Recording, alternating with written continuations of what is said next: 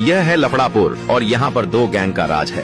एक गैंग को शाका का पिता जगनू चलाता है जिसका नाम है खूनी पंजा, और दूसरी गैंग जिसे शबनम का पिता बशीरा चलाता है उसका नाम है मौत का मंजर। इन दोनों गैंगों में बहुत दुश्मनी रहती है और रोजाना उनकी गैंग वार होती रहती है, जिससे लफड़ापुर के लोग बहुत परेशान हो जाते हैं। सारे लोग जब इंस्पेक्टर गोरिल्ला से शिकायत करते हैं कि इन गैंगों ने हमारी जिंदगी मुश्किल कर दी है, तो गोरिल्ला सोचता है कि इनके खिलाफ कुछ करना चाहिए। वह सबसे पहले जगनू के पास आता है और उससे कहता है, तुम्हें अब यह दुश्मनी खत्म कर लेनी चाहिए। जगनू भी रोज की गैंग वॉर से तंग आ चुका था, तो वह मान जाता है और गोरिल्ला से कहता है, यह दुश्मनी कैसे खत्म होगी। गोरिल्ला कहता है, अब एक ही तरीका है, अगर तुम शाका की शादी शबनम से कर दो तो यह दुश्मनी रिश्तेदारी में बदल जाएगी और खत्म हो जाएगी। जगनू तैयार हो जाता है और जगनू के कहने पर शाका भी मान जाता है। जगनू बशीरा के पास जाता है और कहता है, यह रोज रोज की गैंग वॉर ठीक नहीं है, अब इस दुश्मनी को रिश्तेदारी में बदल दो।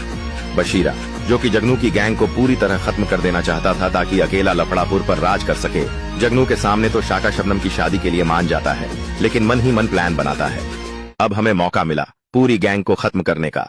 जैसे ही वे रिश्ते की बात के लिए आएंगे, सबको मार डालना है। अगले दिन जब गोरिल्ला जगनू और बशीरा को एक जगह बुलाता है, तो जैसे ही जगनू और शाका वहां पहुंचते हैं, बशीरा के आदमी उन पर हमला कर देते हैं, जिसमें जगनू बुरी तरह घायल हो जाता है। गोरिल्ला बशीरा के लोगों को रोकने की कोशिश करता है। उसी समय शाका जगनू को लेकर अस्पताल पहुंचता है, लेकिन 2 दिन अस्पताल में रहने के बाद डॉक्टर शाका को बताते हैं कि जगनू को कोमा आ गया है। अब सवाल यह है, क्या शाका जगनू का बदला ले पाएगा या नहीं।